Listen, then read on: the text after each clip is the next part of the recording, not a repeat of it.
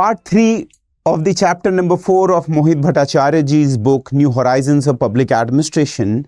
So far we have already studied the scientific administration, scientific management of Taylor. Now moving ahead, so we are now on the part 3rd, approaches, principles and theories, and let us begin our lecture. You all are welcome. Classical theory of management, scientific management. Earlier what we have studied, that has a narrow conceived focused. उसका जो focus था बहुत कम था. उसका focus क्या था?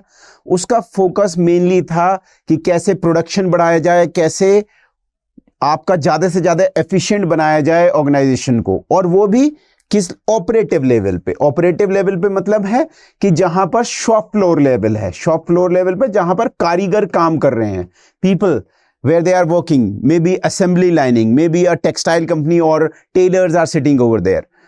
So in the first half of the 20th century, in 1910, 20s, at that time, एक और अप्रोच आ रही थी, इनिशिएट हो रही थी.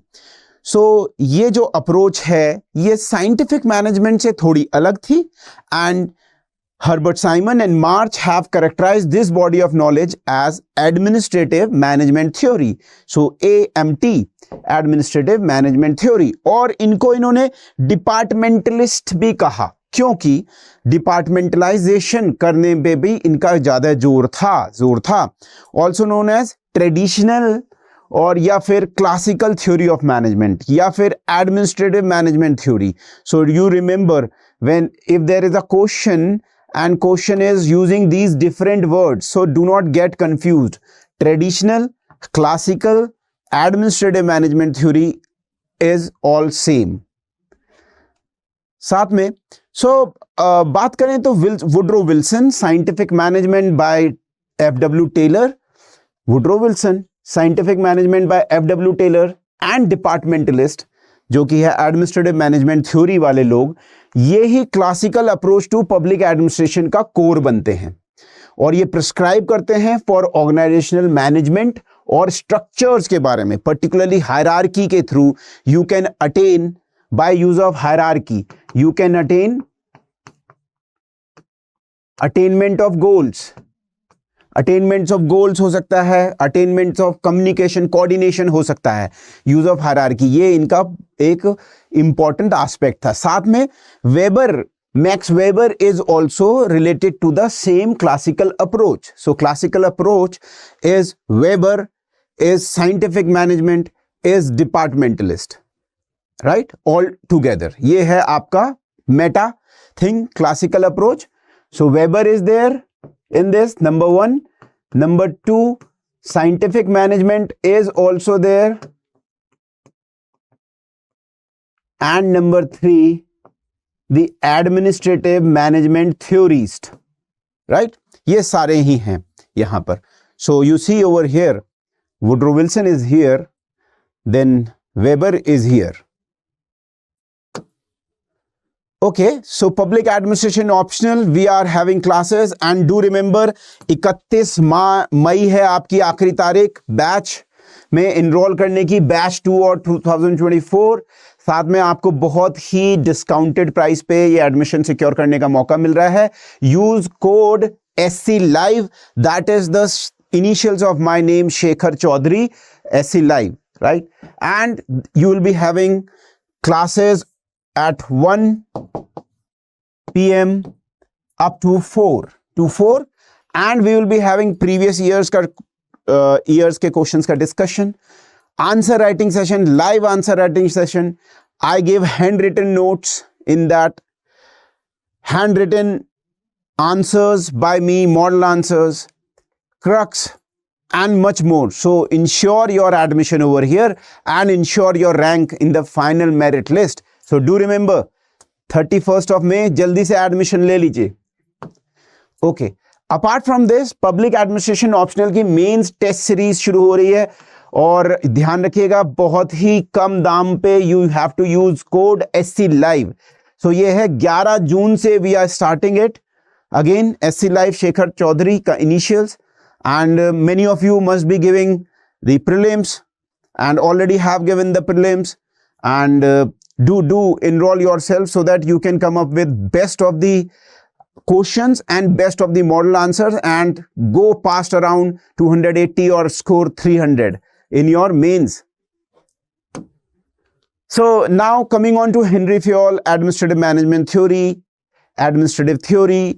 So French engineer थे, earliest writer थे journal theory of management पे, और engineer थे साथ में, he rose to the ranks of management, and then from engineering to management, his idea about how does management works, how the organization works changed a lot, and believed in single administrative science. इनका ये मानना था कि एक ही administrative science है, और वो जब science है तो science is always same. If you do a chemistry का experiment, that would be same, चाहे वो आप एक रूम में करें या दूसरे रूम में, if the conditions of temperature and pressure are same. ऐसा ही इनका मानना था कि administrative science है, और administrative science को आप प्राइवेट में लगाइए या पब्लिक में लगाइए या फिर आप यूनिवर्सिटी में लगाइए या हॉस्पिटल में लगाइए, it is all same.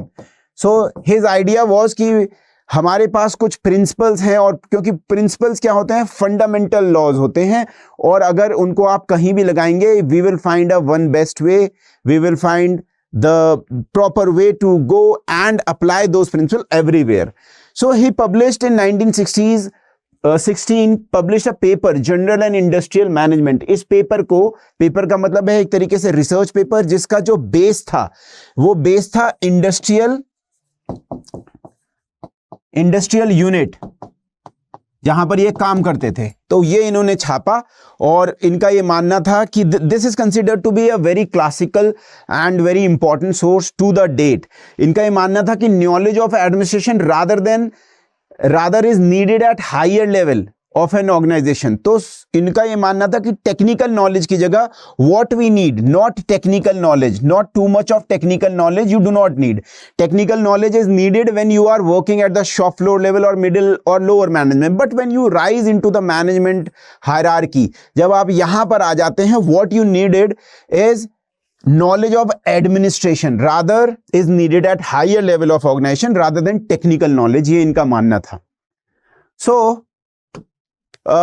primary function of administration है क्या? So Henry Fayol is saying POC एक इनका acronym है, POCCC, ये आप याद रखिएगा. So planning, organizing, commanding, coordinating, controlling. So primary function of administration. Management functions भी यही हैं. सो क्या है प्राइमरी फंक्शन? प्लानिंग करना, आगे की तैयारी करना. For an example, let us suppose you are district magistrate or you are in a private company, a CEO, so you are in administration, you are overseeing the management. So obviously you have to plan if there is disaster management aspect you are doing as a DM, so you have to plan how you will going to respond. Then organize men and materials. So what have you doing in organizing?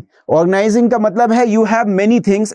Imagine you have 10 trucks of supplies, but you have to organize them. Organize कौन से गांव में, कौन से block पे, कौन सी तहसील में क्या सामान जाएगा, ताकि गांव में अगर फ्लड आई हुई है तो उन लोगों को हेल्प करा जा सकते. बहुत सारा सामान है, but you have to organise. ये मेडिकल नीड्स के लिए है, और ये बच्चों के लिए है, ये फूड सप्लाईज है, ऐसा. कमांड और tell to the subordinate what should be done. So commanding is that you are giving orders to the subordinates, अपने से नीचे वाले को. हायरार्की में if DM is here, so SDM और tehsildar is here, so you have to give orders to them.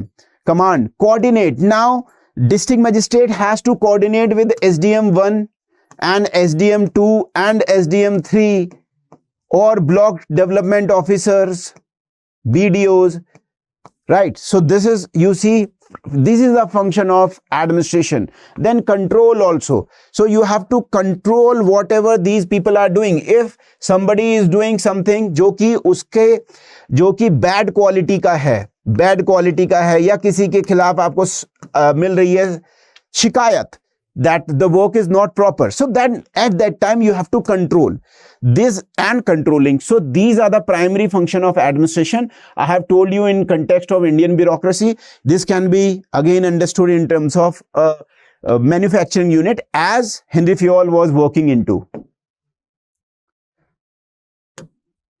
Fayol's principle of management, इन्होंने, अब Fayol ने ये तो कहा कि प्राइमरी फंक्शंस तो ये हो गए, मैनेजमेंट के फंक्शंस तो 5 हैं, इंपॉर्टेंट ये करना होता है पॉक। साथ में इन्होंने एक और चीज कही, इन्होंने कहा कि मैं 14 फंडामेंटल लॉज भी दे रहा हूं, फंडामेंटल बिल्कुल बेसिक एस्पेक्ट दे रहा हूं, प्रिंसिपल्स दे रहा हूं, और ये प्रिंसिपल्स ऑफ मैनेजमेंट हैं, ये भी प्रिंसिपल हैं फंडामेंटली, और भी कुछ चीजें हैं, 14 हैं। डिवीजन ऑफ वर्क, स्पेशलाइजेशन पे बेस्ड। सो अगर आप डिवीजन ऑफ वर्क करेंगे, स्पेशलाइज्ड वर्क कर देंगे, क्योंकि हर कोई हर काम नहीं कर सकता, सो आपको टोटल जो काम है, if this is the total work, then divided into department, divided into people, जैसे हमारी ब्यूरोक्रेसी में भी होता है। If this is the whole of the work of the government, तो it has been divided into districts, it has been divided into tehsil, और by function भी divide कर सकते हैं, पुलिसिंग और डेवलपमेंटल फंक्शन जैसे सीडीओ बीडीओ होते हैं, law and order function. So you need to do a division of work. Authority और रिस्पॉन्सिबिलिटी देनी पड़ती है, और ऑथोरिटी और रिस्पॉन्सिबिलिटी को टर्मिनस होनी चाहिए। जितनी रिस्पॉन्सिबिलिटी होनी चाहिए उतनी ही ऑथोरिटी भी होनी चाहिए उसके साथ, राइट।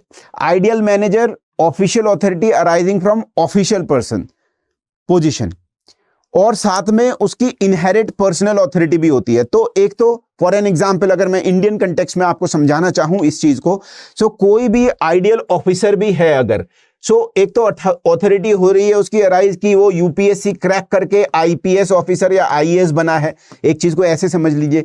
साथ में उसकी पर्सनल इनहेरिटेंस भी है कि वो इंटेलिजेंट व्यक्ति है, इंटेलिजेंट है। साथ में his moral compass is very strong. साथ में physically also he looks good and commanding personality है ही और शी, और उसका असर पड़ता है। That is why so ideal manager, जो आइडियल ऑफिसर है इंडियन कंटेक्स्ट में, या आइडियल मैनेजर है अकॉर्डिंग टू फेयोल, वहां ऑफिशियल पोजीशन है कि उसको ऑफिशियली आईपीएस अधिकारी आईएएस अधिकारी बनाया गया है, या उसकी इनहेरिटेड भी है, इंटेलिजेंस है, मॉरल गुड है, गुड लुकिंग है, कमांडिंग पर्सनैलिटी है, फिट है, ये सब एस्पेक्ट भी डिपेंड करते हैं। So personal authority is compounded of intelligence, experience, moral worth, ability to lead, past service, experience कहता है, ये सब चीजें उन्होंने कहा कि ये जरूरी है। Now another some more principle, unity of command और unity of direction. Unity of command है आपके इंडिविजुअल के टर्म में, इंडिविजुअल के टर्म में, और ये है आपके ऑर्गेनाइजेशन के टर्म में। अब इसका क्या मतलब है? इसका मतलब ये है, देखिए, let us suppose you are posted as divisional commissioner. Divisional commissioner DC बोलते हैं, डीएम से ऊंचा पद है, और डिविजनल कमिश्नर के अंदर 4, 5 या 6 भी डीएम हो सकते हैं, डीएम 1, डीएम 2, डीएम 3 और डीएम 4, राइट। दिखाने के लिए मैं बता रहा हूं आपको। For an example, I was posted while I was working, I was posted in Moradabad district. So Moradabad district में हमारे डिविजनल कमिश्नर बैठते थे। अगर आपने रिसेंट टाइम्स में एक पर्टिकुलर मुद्दा सुना हो जहां पर रामपुर में चुनाव में श्री आजम खान जी का जो कैंडिडेचर है वो कैंसिल हो गया था। सो एट दिस गाय, जो कि उस समय रिटर्निंग ऑफिसर थे, then he became presently divisional commissioner of Moradabad district. आप जाके जरूर देखिएगा, कंट्रोवर्सी भी देख लीजिएगा। सो उनको आजम खान जी ने कुछ ऐसे अपशब्द कहे थे जिसकी वजह से रिप्रेजेंटेशन ऑफ पीपल एक्ट में जाके उनका वो कैंसिलेशन हो गया candidature. So divisional commissioner is there and DMs are there. Now divisional commissioner would give direction, would give command to DM, and DM would give command to SDM, and in between ADM, and they will give command to all other tehsildar and others, right? Try to understand. Let us suppose now this is happening that to tehsildar DM is also giving command, ADM is also giving command, and SDM is also giving command, and they are saying do X and Y and Z thing. What will happen? That will impact the total outcome. That is not very congenial. That would be bad, right? So this is one of the major problems that may arise when it comes to the multiplicity in unity of command. अब ऐसे ही है, ये individual के aspect में है, ऐसे unity of direction होना चाहिए कि पूरी की पूरी जो आपकी बॉडी है, जो आपकी कॉर्पोरेट बॉडी है, जो ऑर्गेनाइजेशन है, वो किस तरफ जानी है। सो उसके सारे जो सब पार्ट्स हैं, डिपार्टमेंट्स हैं, वो एक साथ एक तरफ जाने चाहिए। Unity of direction, subordination of individual interest to general interest. इसका मतलब है कि always and always one person individual वो क्या कहेगा, पूरे की पूरी ऑर्गेनाइजेशन के नीचे रहेगा। सो ये individual would not self aggrandise, would not impose his और हर फीलिंग, रादर हमें क्या करना है, पूरी ऑर्गेनाइजेशन को साथ में लेके चलना है। Remuneration of personal, remuneration is salary और whatever benefit you are getting, so that is very important to motivate people. Centralization, so whenever, for an example, let us suppose this is 3 layer of central government, state government and decentralization के through Panchayati Raj और municipality, right. So centralisation, this is the Indian government का context, और ये आपका किसी company के context में भी हो सकता है सेंट्रलाइजेशन। तो जहां जहां सेंट्रलाइजेशन बढ़ेगा वहां वहां क्या होगा, जो डिस्क्रिशन है, पावर्स हैं जो लोअर लेवल ऑफ वर्कर्स की, वो क्या हो जाएंगी, कम हो जाएंगी, लेस हो जाएंगी। जहां जहां डिसेंट्रलाइजेशन बढ़ेगा वहां वहां, जैसे आप देख रहे हैं 73rd 74th अमेंडमेंट के थ्रू क्या हो गया, डिसेंट्रलाइजेशन बढ़ गया, पंचायतों का अधिकार बड़ा हो गया। So that has to be seen in context of need of the organisation, need of the department और need of the ministry, need of the government, right. Scalar chain है, स्केलर चेन का मतलब है कि एक चेन है, वहां से क्या हो रहा है, आपको कमांड आ रही है और एक स्केलर की तरह है, ऊपर से नीचे आ रही है, और उसमें यही स्ट्रक्चर रहना चाहिए। हायरार्की, इसका दूसरा रूप है हायरार्की, इसको दूसरा कहा जा सकता है। So there is DMs, DM and so on. So ये हो गई scalar chain. But Henri Fayol ने ये भी कहा कि स्केलर चेन में कोई भी बात अगर यहां से, इसको लेवल 1 मान ले, इसको 2 मान ले, इसको 3 मान ले, इसको 4 मान ले, इसको 5 मान ले, अगर यहां से कोई भी बात आ रही है तो it may take lot of time and this may result into late work, जिसको हम बोलते हैं रेड टेपिज्म भी बोलते हैं, इसके लिए एक वर्ड यूज करते हैं, red tapism, right, red tapism use करते हैं। तो वो ना हो इसके लिए एक उन्होंने गैंग प्लान दिया। उनका ये कहना था कि let us suppose that you have to give the information to D to G, right. So rather than going whole of this scalar chain, why not link these two things horizontally, right? So that was his idea of gang plan. Then there should be order, there should be social order, and there should be also order in supply chains, in backward and forward integration, in money and in material, in men, and social order also within the organization. Then there should be equity. Equity is based on justice.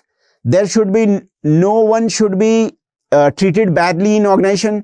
अगर ऐसा badly treat करेंगे तो organisation अपने goals को achieve नहीं कर पाएगी। It is based on treating equality and treating with justifiable way, justice होना चाहिए सबके साथ। स्टेबिलिटी ऑफ टेन्योर की बात करी गई है। Stability of tenure is about giving time to people so that they can settle. अब जैसे किसी का भी ट्रांसफर, आपने अशोक खेमका जैसे अधिकारी जी का नाम सुना होगा, सो हर 3 महीने में 2 महीने में ट्रांसफर हो जाता है। या हमारे देश में ये समस्या है जिसको एडमिनिस्ट्रेटिव रिफॉर्म्स कमीशन और reforms commission, police commission, even जो आपकी मनीबात कमीशन या फिर जूलियो रिबेरो कमीशन और भी ने कहा है कि एटलीस्ट 2 साल का समय होना चाहिए जो भी एग्जीक्यूटिव है, ऑफिसर है, उसको समझने के लिए चीजों को। सो हर 6 महीने में 5 महीने में ट्रांसफर हो जाता है, तो that is bad. That is यहां पर आपका स्टेबिलिटी ऑफ टेन्योर वाला एस्पेक्ट जो इंडियन कंटेक्स्ट में है। और ऑब्वियसली जब हेनरी फयोल लिख रहे थे वो इंडियन कंटेक्स्ट को नहीं देख नहीं रहे थे, पर पब्लिक एडमिनिस्ट्रेशन में जब हम पढ़ रहे हैं बुक को, इंडियन कंटेक्स्ट में लगातार उसको सिंक्रोनाइज करना बहुत जरूरी है, right. So stability of tenure, ये हमारी एडमिनिस्ट्रेटिव रिफॉर्म्स एआरसी ने भी कहा है और भी रिफॉर्म कमिटीज ने कहा है कि स्टेबिलिटी ऑफ टेन्योर होना चाहिए, so that person can be free of stress and can focus on mind इसी के साथ हम बात करें, इनिशिएटिव लेने का अधिकार देना चाहिए and should be promoted. So you see over here on this civil services day only, Mr. Modi urges bureaucrats to be agent of change and innovation. He said the people, the bureaucrats should take initiative, good initiative, right? So I have made another video, Anil Kumar Lakhina ji ka Lakhina model in Maharashtra, how he took initiative and brought a reform. So ये बात है, ये Fayol भी कह रहे हैं Indian context में, यहाँ पर है स्पिरिट डी कॉर्प्स. अब सब इसको हम मान सकते हैं कि ब्रदरलीनेस at the space of work, सबको वन यूनिट बन के काम करना है और एक दूसरे को बढ़ाते रहना है. So there should be no politics within the organisation, there should be no pulling down of one another, rather whole of the organization from the top to bottom should function in a same way and everybody should be treated in a way and the माहौल जहां पर आप देख रहे हैं बेहतर होना चाहिए. So this was Henry Fayol's ideas. और आइडियाज जो हैं इन्होंने बुक में दिए हैं और स्कॉलर्स ने, उन्होंने कुछ क्रिटिसिज्म एस्पेक्ट में, साइनिकल एस्पेक्ट में, एक तरीके से अटैक करते हुए, जिसे हम आज के टर्म में कह सकते हैं ट्रोलिंग करते हुए कुछ लिखा है. सो देखते हैं. Parkinson in his book Parkinson's law, C Northcote Parkinson है ये, इन्होंने कहा कि administrators create work for each other by artificial mean and swell their rank. Swell their rank का मतलब क्या है कि 4 ऑफिसर हैं तो उसको ये सोचेंगे अरे 3 ऑफिसर और मंगा लीजिए, हमारे डिस्ट्रिक्ट में केवल 4 एसडीएम है, अगर 3 और एसडीएम हो जाएं तो ये 7 एसडीएम हो जाएंगे तो बहुत बढ़िया काम होगा. तो हमेशा ऐसा लिखते रहेंगे अधिकारी और वो अपने लिए नए नए काम बनाते रहेंगे, नए डिपार्टमेंट लेके आएंगे ताकि उनको लगातार काम मिलता रहे. The more work they get the more benefit, the more corruption they can do. ये भी एक क्रिटिकल एस्पेक्ट है, ठीक है. मैनेजर मैनिपुलेट करते हैं ऑर्गेनाइजेशंस को. ऑर्गेनाइजेशन को मैनिपुलेट का मतलब क्या है? रॉन्ग गोल सेट करना, रॉन्ग इनपुट्स देना, पर्सनल बेनिफिट्स लेना उसमें. सो ऑब्वियसली करप्शन के एंड पे भी आप देख सकते हो इंडिया में करप्शन कितना ज्यादा है. ब्यूरोक्रेसी भी करप्शन में इन्वॉल्व है. अगर आपको पता ही होगा रिसेंट टाइम्स में आपने देखा है टॉपर्स, यूपीएससी के टॉपर्स, जैसे झारखंड में मिस सिंगल, ठीक, she was one of the toppers and उनके घर से ही 19 करोड़ रुपए कैश मिला था. and many other bureaucrats are those. So you can see in that context structure to maximize their personal prestige. So यहाँ पर वो जो भी रिसोर्सेज यूज करते हैं ब्यूरोक्रेसी में या कंपनीज के अंदर, मैनेजर क्या कहते हैं, अपने पर्सनल प्रेस्टीज को बढ़ाने के लिए करते हैं, एम्पायर बिल्डिंग करते हैं. एम्पायर बिल्डिंग का मतलब है सबको, अपने को सबसे अच्छी गाड़ी दे देना, अपने को सबसे अच्छा घर ले लेना, ज्यादा से ज्यादा एक काम करके दिखाना, राइट. ये करके दिखाना बट नॉट करना, राइट. ये क्या है? ये कुछ क्रिटिसिज्म है जो कि बहुत एप्टली अगर आप इंडियन ब्यूरोक्रेसी में लगाओगे तो भी देखने को मिलता है. Executive increase their subordinates, so everybody wants to have large number of subordinate behind them down the lane so that they can show to the world that how much power they have, right.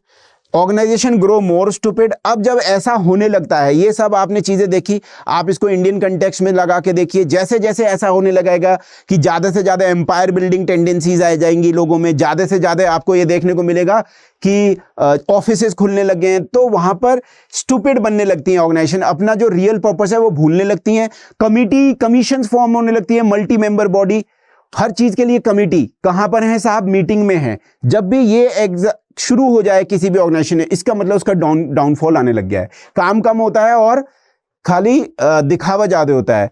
Grandeur of buildings, बड़ी बड़ी buildings बनना, नए पंचायत भवन बनना, नए अधिकारियों के मकान बनना, ये शुरू हो जाता है. और facility reaches its climax, organisation start decaying.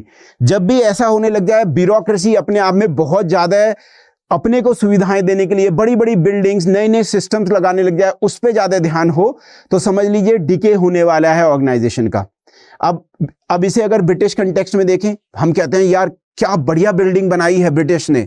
आप अगर जाएंगे, सो जो कहीं भी किसी भी मंत्रालय में जाए या फिर आप बंगाल में जाएंगे, जो वहाँ का अब है नबन्ना जिसे बोलते हैं, जहाँ पर गवर्नमेंट का हेडक्वार्टर्स है, वो अंग्रेजों की बनाई हुई बिल्डिंग है. कितनी ग्रैंडियर है, but that is the negative aspect. The more the buildings, the more the structure, the more the bureaucrats are serving themselves, the decaying start. अब इसका ये मतलब नहीं है कि we should not do, but again in tendencies को check करके रखना चाहिए. Expenditure eat up the available money, ये है. So अगर यहाँ पर चीजें ज्यादा खर्च होंगी तो मनी गलत जगह चली जाती है. तो ये है आपका नॉर्थकॉट जी ने कहा. ये आपके साथ में one more person, Peter principle. So Lawrence Peters ने एक और बात कही. उन्होंने साइनिकल, एक कटाक्ष करते हुए कहा of errors in selecting managerial candidate. तो उन्होंने कहा कि पहले तो सिलेक्शन ही गलत होता है लोगों का, और दूसरा लॉरेंस ने कहा कि लॉरेंस पीटर्स और रेमंड हॉल ने कहा कि managers tend to promoted until they reach the level of their incompetence. इसका मतलब क्या है, हायरार्की में एक बार कोई प्रमोट हो गया, फिर समय समय पर उसका प्रमोशन होता रहता है, और we do not know whether इस टाइम में, लेट अस सपोज अगर मैं बात करूं यहां से, और एक हाइपोथेटिकल एग्जांपल देता हूं, somebody was inspector and have been promoted to DSP. तो समय समय के बाद इनका फिर एसएसपी, एसपी बन जाएंगे, एसएसपी बन जाएंगे, होता रहेगा promotion. So we do not know whether they have added, whether they have plus their capability also. Capacity building भी हुई है या नहीं हुई है इनकी, we do not know. So manager tend to promote until they reach the level of their incompetence. फिर ये ऊपर तो चले जाते हैं, but they become very incompetent. They are not able to save the जनता की problem. So that is what Peter principle is. So it focuses on wrong selection, wrong promotion methods. So administrative management theory जो थी Taylor के द्वारा, Henry Fayol के द्वारा, founded on 14 principle of Fayol concerned with management aspect and the task of manager. Management कैसा होना चाहिए, task of manager क्या होना चाहिए, इस पे बेस्ड है. और एज कंपेयर टू जो इससे पहले चैप्टर में हमने टेलर की थ्योरी पढ़ी है, वो शॉप फ्लोर लेवल जहां पर काम हो रहा है, मजदूर काम कर रहे हैं, उससे रिलेटेड है, और फेयोल इज मैनेजमेंट, राइट. साथ में अगर हम देखें कि कुछ लोग फेयोल के फॉलोअर्स भी थे 1920s और 30s में, फॉलोअर्स जो आए फेयोल के, उन्होंने इस मूवमेंट को आगे भी बढ़ाया. So Luther Gulick and Lyndall Urwick had a wide experience in industry और गवर्नमेंट. ये दोनों ही मिलिट्री में भी इनका योगदान रह चुका था. ये दोनों यहां पर लिंडन उर्विक और लूथर गुलिक आपको देखने को मिल रहे हैं. They have experience of military, they had experience of organization, private organization and government department, particularly in municipality work they did lot of things. So had wide experience, कई जगह से इनका एक्सपीरियंस था. म्यूनिसिपल रिफॉर्म्स मूवमेंट भी जो चल रहा था अमेरिका में उस समय 1930s में, बिकॉज ओवर देयर जो अर्बन गवर्नेंस थी बहुत खराब थी. जैसे आज हमारे यहाँ क्या चल रहा है, स्मार्ट सिटी चल रहा है, राइट. ऐसा ही अमेरिका में भी 1930s के अमेरिका को ऐसा ही मान लो. सो रिफॉर्म्स, एडमिनिस्ट्रेटिव चेंज जो लाने थे, उनके लिए इन्होंने कहा कि there are based on principles of administration पे बेस्ड होने चाहिए. साथ में ये कुछ प्रिंसिपल्स हैं, वो ये भी अपने प्रिंसिपल्स कुछ डिस्कवर कर रहे थे. जैसे 1937 में लूथर गुलिक और लिंडन उर्विक ने एडिट किए papers on the science of administration. So science of administration को ये प्रोपोगेट कर रहे थे, और इन्होंने कहा कि there is science of administration and there are some of the principles that we have discovered, and if you will apply those principle anywhere they would fetch you better results. और ये जो पेपर्स थे, बहुत important work है, ये ध्यान रखिएगा. 1937 में आया. ये प्रेसिडेंट रूजवेल्ट को जो एक सजेशन के लिए कमेटी बनी थी, उसको सबमिट करने वाले जो डॉक्यूमेंट थे वो थे. और प्रेसिडेंट रूजवेल्ट ने क्यों इनको लोगों को लिया था, लूथर गुलिक और लिंडन उर्विक को, ताकि they can suggest ways to improve the municipal government and other government function in the USA. Do remember. So assertion of positivism and universalism. So positivism and universalism का मतलब ये है empirical method पे ज्यादा ध्यान दिया जा रहा था.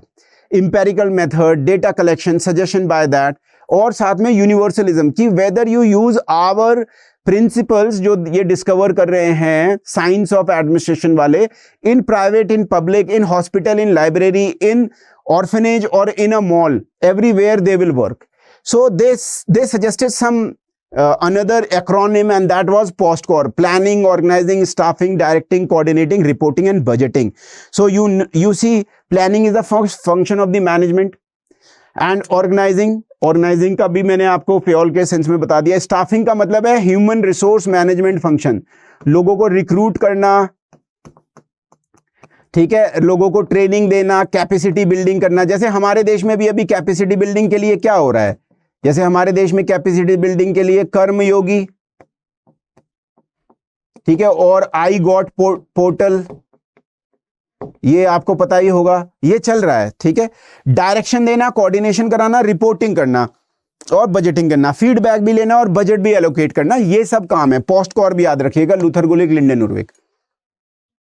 सो और इनकी जनरल अप्रोच क्या थी, Gulick, right, Urwick, there must be a close match between people and organisation structure. तो आपको यह ध्यान देना होगा कि अगर इस लेवल पे ज्यादा काम है तो यहां पर ज्यादा एलोकेशन ऑफ पीपल हो।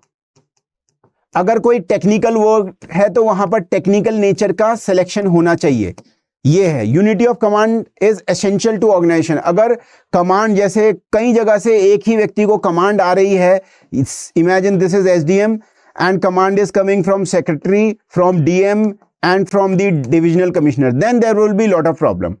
और डिपार्टमेंटलाइजेशन जो होने चाहिए वो किसके आधार पे होने चाहिए, पर्पस के आधार पे, प्रोसेस के आधार पे, पर्सन के आधार पे और प्लेस के आधार पे। जैसे हमारे यहाँ हो सकता है डिपार्टमेंट हो सकता है, नॉर्थ ईस्ट इंडिया के लिए मिनिस्ट्री या डिपार्टमेंट हो सकता है, फिर पर्सन्स के लिए हो सकता है, ट्राइबल के लिए हमारे यहाँ डिपार्टमेंट मिनिस्ट्री ही है, और पर्पस के लिए हो सकता है आपका to bring change, to end discrimination, ठीक है, या फिर ये जैसे आपका है एक मिनिस्ट्री ऑफ फिनेंस में एक डिपार्टमेंट है Deepam, department disinvestment and public asset management के लिए, DIPAM। सो क्या पब्लिक असेट मैनेजमेंट के लिए है, पर्पस हो गया। प्रोसेसेस के थ्रू हो सकता है, क्या ई गवर्नेंस के थ्रू करना है, ICT का यूज करना है, या न्यू टेक्नोलॉजी का यूज करना है, ऐसे हो सकता है। Responsibility should be commensurate with authority. जितनी रिस्पॉन्सिबिलिटी दी जा रही है वो क्या होती है, को टर्मिनस होती है, को रिलेटेड, उतनी ही ऑथोरिटी भी दो। और डेलीगेशन को केयरफुली प्लान करो, हर चीज को डेलीगेट नहीं किया जा सकता। सो डेलीगेशन ये देखना है कि नीचे वाला व्यक्ति जिसको डेलीगेट किया जा रहा है, काम करने को दिया जा रहा है, उसको अधिकार भी दिए जा रहे हैं, इज केपेबल इनफ, उसका ट्रैक रिकॉर्ड कैसा है, वुड ही और she would be able to do a function. Span of control should be rightly constructed in the organisation. अब इसका मतलब क्या है स्पैन ऑफ कंट्रोल का, सिंपल सी बात है, जैसे ये 1, यहां पर 2, यहां पर 3, यहां पर 4 और 5। सो एक ऑफिसर जो है या एक एग्जीक्यूटिव जो है अपने नीचे कितने लोगों को सही से ओवरसी कर सकता है, सुपरविजन कर सकता है, इसी को स्पैन ऑफ कंट्रोल कहते हैं। सो ये केयरफुली करना चाहिए। अगर बहुत सारे लोग लगा दिए हैं एक ही लेवल के नीचे, so obviously this person would not be able to fulfil his duty properly. Source of authority should be clearly concentrated in one top executive. इसका मतलब है कि ऑथोरिटी जो पास हो रही है वो सोर्स यहां पर होना चाहिए, ये लीडर होना चाहिए और साथ में सब नीचे इसके काम होने चाहिए। So again in addition to what Luther Gulick and Lyndon Urwick said, there were some other people also, James D. Mooney and Alan C. Raleigh. So these people were working in corporate in America, in General Motors, and those were the executive in them, right? वहां managers थे। इन्होंने भी अपना कुछ suggestion दिया। इन्होंने कहा principle of coordination होना चाहिए ताकि यूनिटी ऑफ एक्शन हो जाए। अब इमेजिन करिए ये जनरल मोटर्स में काम कर रहे हैं, तो जनरल मोटर अगर कोई कंपनी है जो कि कार बनाती है तो उसमें एक जगह मार्केटिंग का भी फंक्शन होगा, एक जगह मैकेनिकल इंजीनियरिंग का फंक्शन हो रहा होगा, एक जगह सप्लाई चेन का फंक्शन होगा, और ऐसे बहुत सारे डिपार्टमेंट या आपके सेक्शंस हो सकते हैं। तो इनका यही कहना था प्रिंसिपल ऑफ कोऑर्डिनेशन, ये आपस में कोऑर्डिनेट करें क्योंकि एक काम करना है और वो है कि इनकी अपनी कंपनी जो थी उसको आगे ले जाना है। We can use this metaphor also for bureaucracy. यहां पर जैसे मैंने एसडीएम करके बताया, या और भी कोई सर्विस के लिए। स्केलर प्रिंसिपल हायरार्की को एम्फेसाइज करता है। स्केलर प्रिंसिपल का मतलब है ऊपर से नीचे कमांड आ रही है, एक दिशा में जा रही है।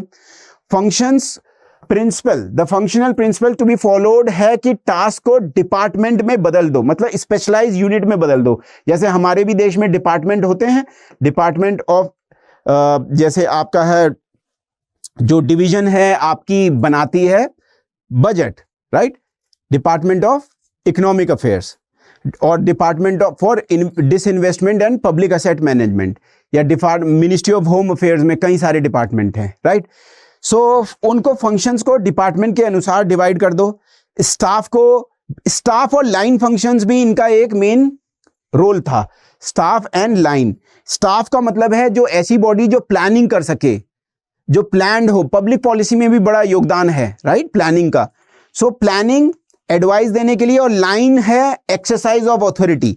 ये जो वर्ड आए हैं स्टाफ और लाइन, ये बेसिकली आए हैं जो वॉर के समय जो आपकी डिफेंस लाइन होती है या अटैक लाइन होती है, आगे जो लड़ रहे होते हैं और उनको जो सपोर्ट कर रहे होते हैं, सप्लाईज वाले, सिग्नल्स वाले, वो उनको स्टाफ फंक्शन बोला गया है।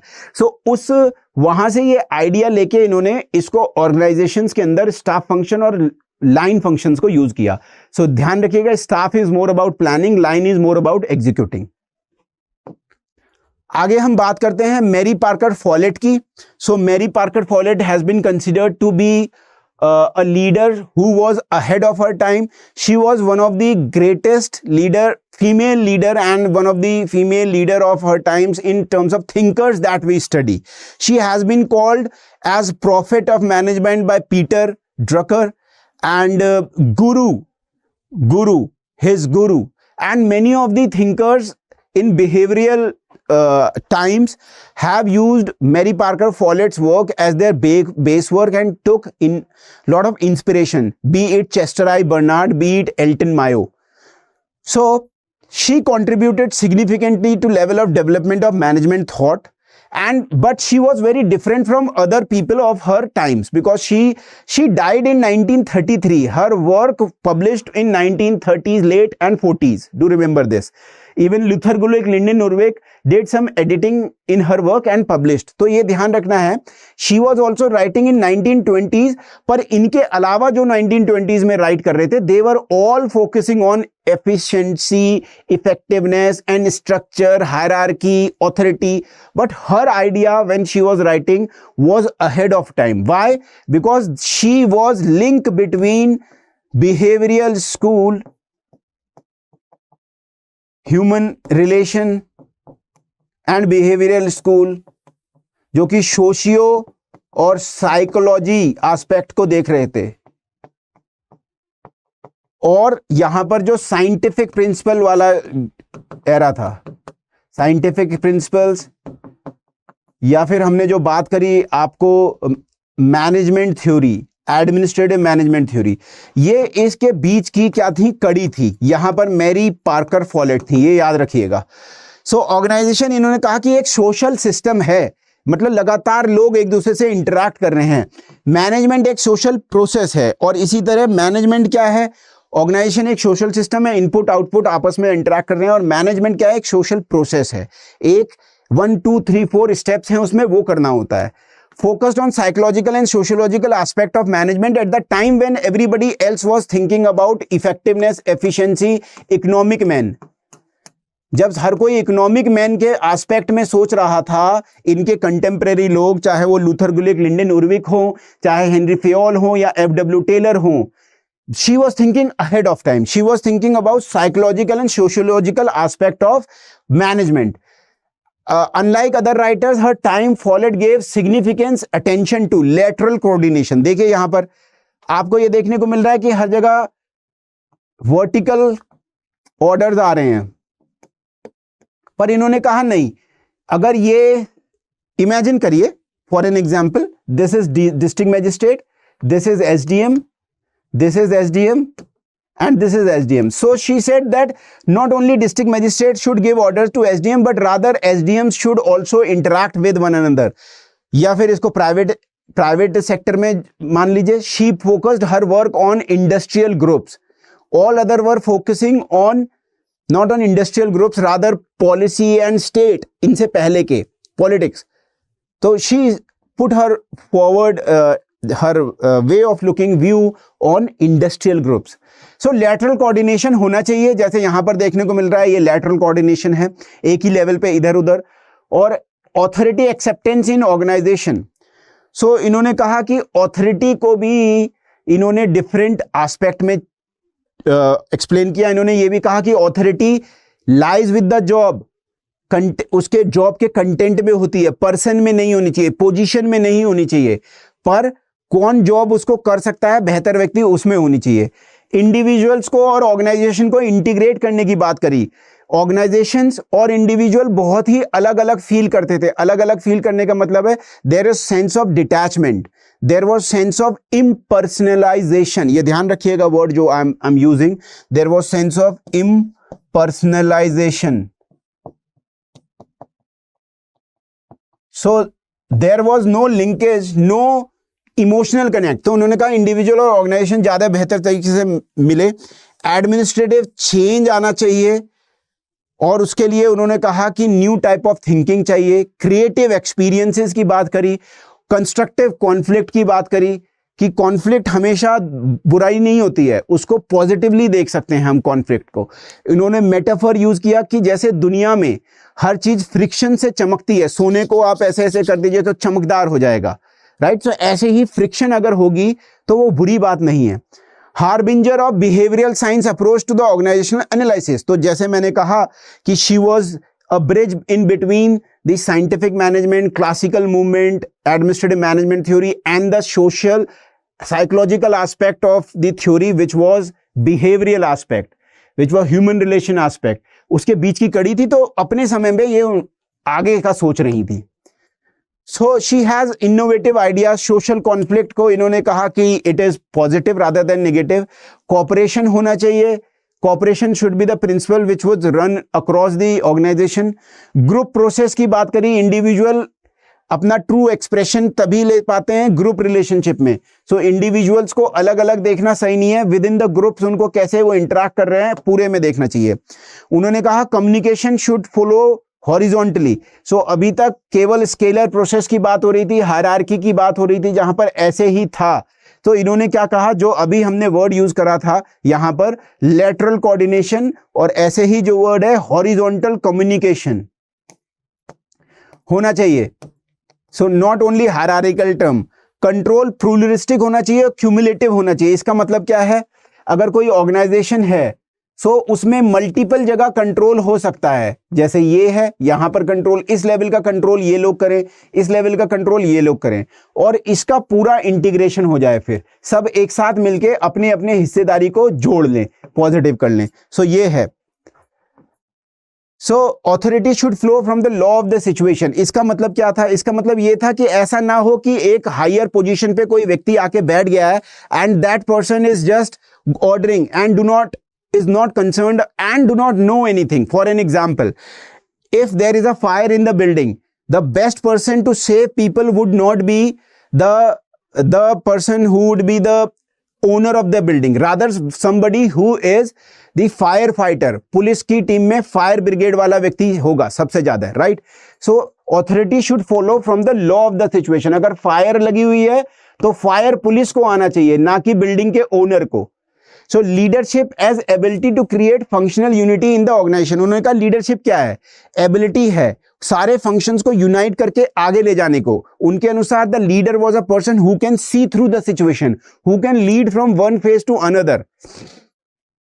तो प्रॉपर कोरिलेशन होना चाहिए, correlation of control instead of personal power to command based on position. तो ये नहीं है कि आपको एक सीट मिल गई है, आप ऑफिसर बन गए हैं and so you are officer, then you are giving command and do not know anything. Rather she said correlation of control जो बेहतर ढंग से कर सके, और जो किसी भी जगह पर चाहे वो हायरार्की में नीचे है, but if one knows the person thing better, then the authority and command should lie with that person. For an example, if let us suppose in a military example, एक व्यक्ति है and he is known for defusing bombs.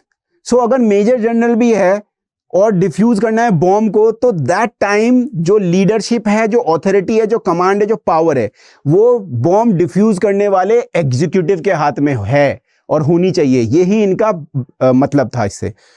So definitely she was a person who was well ahead of time. She was thinking about group dynamics. She was thinking about law of the situation. She was thinking about that leadership can lie anywhere. So there are a lot of criticism also of the scientific management and other theories, administrative management theory. So we are particularly focusing on the administrative management theory over here. So classical principles are lacking in specificity, वो एक journal principal दे दिए हैं, specific नहीं है, इससे हमें practising administrator को दिक्कत होती है। सो ये इसका क्रिटिसिज्म है। बहुत सारे जो इनके प्रिंसिपल्स हैं वो एक दूसरे को कॉन्ट्राडिक्ट करते हैं, जैसे span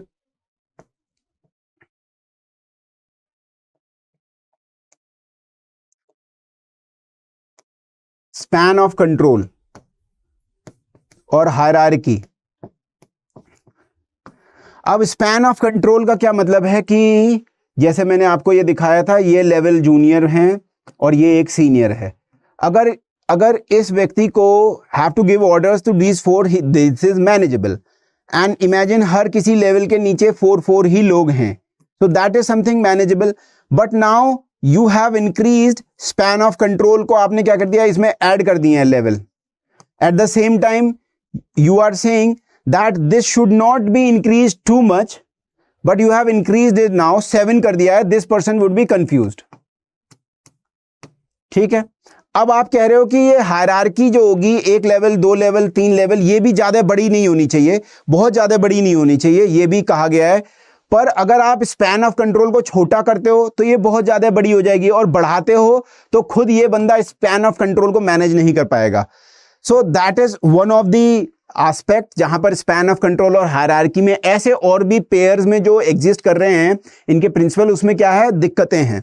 so that is why Herbert Simon called them scathing effect, उन पे अटैक किया, नो मोर देम प्रोवर्ब, कि ये तो मुहावरों की तरह हैं, 9 2 11 हो जाना, 3 तिगाड़ा काम बगड़ा, उनका कोई काम नहीं है, right. And they exist in pairs and equally opposite and contradict each other.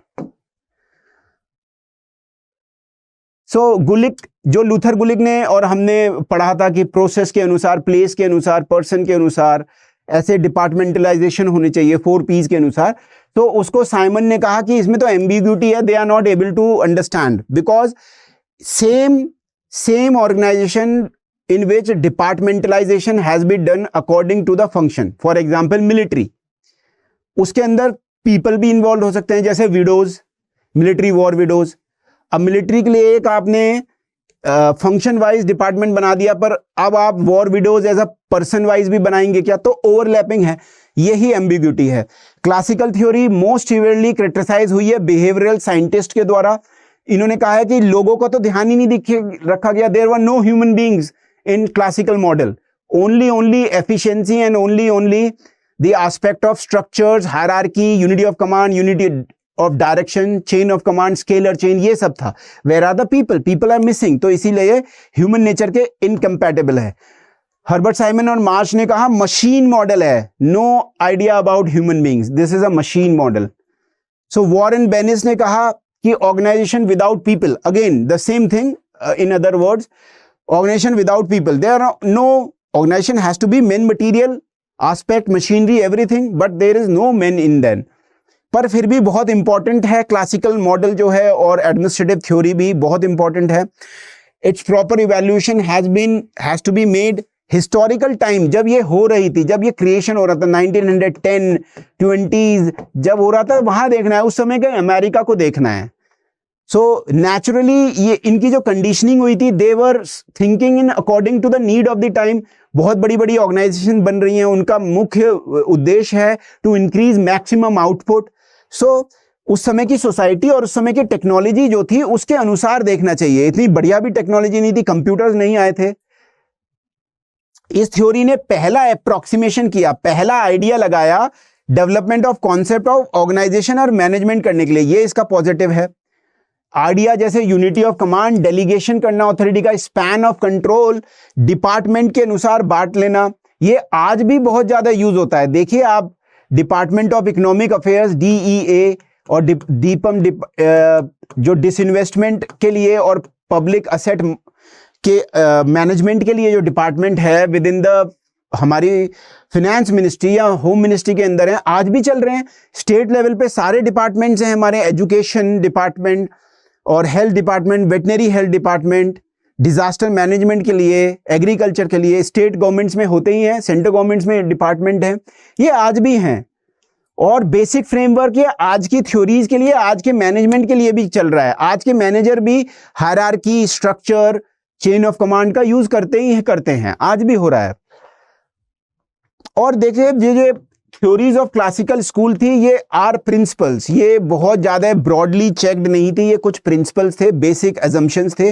They are practice driven prescription, और ये कहां पर, जैसे टेलर की ही बात कर लें तो वो स्टील कंपनीज में, कोल कंपनीज में काम कर रहे हैं और वहां पर से आइडियाज को ला रहे हैं। सो ये देवर प्रैक्टिस डिराइव्ड प्रिस्क्रिप्शंस थे, जो कुछ लोगों ने मैन्युफैक्चरिंग में या किसी डिपार्टमेंट में जाके काम किया।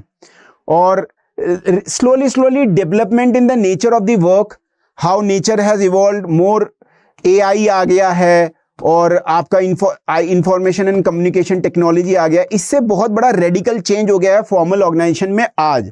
सो ऑर्गेनाइजेशन थ्योरीज में भी चेंज हो गया है। अब nobody could have imagined that we can work from home, that is the change. So while doing the lot of criticism, we need to understand that too much of criticism is bad criticism. So they were placed in their own time and space with the whatever technology and whatever conditioning they have according to that time. Apart from this, so this is the end of the chapter 4 that we have completed. For such more videos, handwritten notes, answer writing practice, and also the model answers, also crux, and also sharing of whatever new things are coming in terms of economic and political weekly में क्या आ रहा है, जिससे कि हम अपनी public administration की पढ़ाई को बेहतर कर सकें, न्यूज़पेपर्स को कैसे लिंक करना है, इन सब चीज़ों के लिए और भी what ever doubts you have, you can come and join my channel, that is Telegram space public ad by Shekhar. This is the channel, and also Instagram. You can have contact with me and I will definitely, as a teacher, would like to help you. So on this note, we are ending this lecture. Let us see you in the next lecture. That would be on the chapter number 5. Till then, goodbye. Jai Hind, Jai Bharat.